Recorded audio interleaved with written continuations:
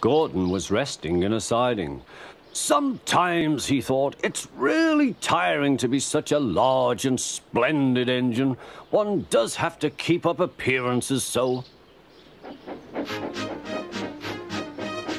Beep, beep, beep, beep. Hello, fat face, whistled Henry. What cheeks, spluttered Gordon. That Henry is too big for his wheels. Fancy speaking to me like that. Me, who has never had an accident.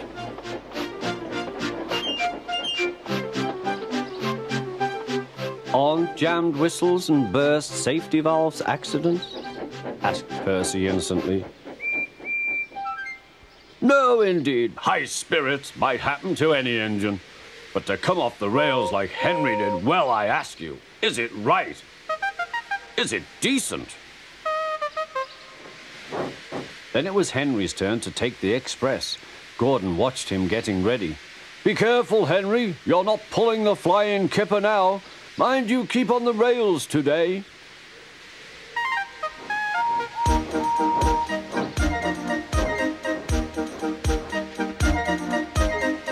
Henry went off in a huff, and Gordon yawned and went to sleep. But not for long.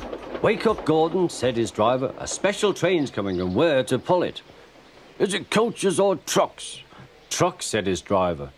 Trucks, said Gordon. Puh!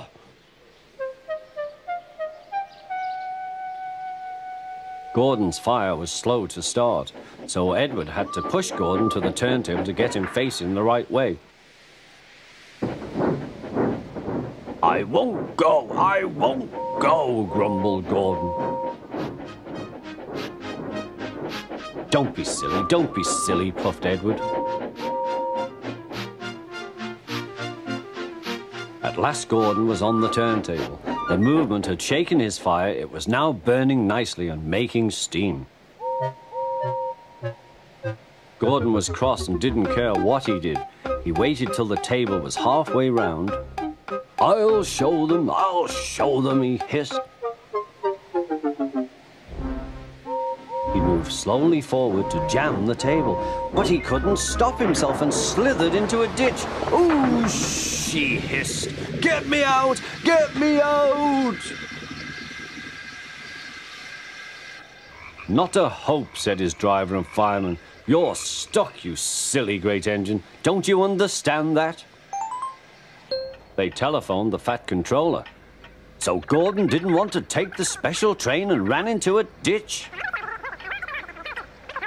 What's that you say? The special's waiting. Tell Edward to take it, please. And Gordon? Oh, leave him where he is. We haven't time to bother with him now. On the other side of the ditch, some little boys were chattering. Coo, doesn't he look silly? They'll never get him out. They began to sing. Silly old Gordon fell in a ditch, fell in a ditch, fell in a ditch. Silly old Gordon fell in a ditch, all on a Monday morning. Gordon lay in the ditch all day. Oh dear, he thought, I shall never get out.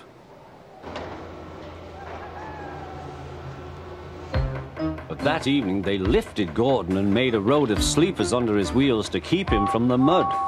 Strong ropes were fastened to his back end, and James and Henry, pulling hard, managed to bring him to safety.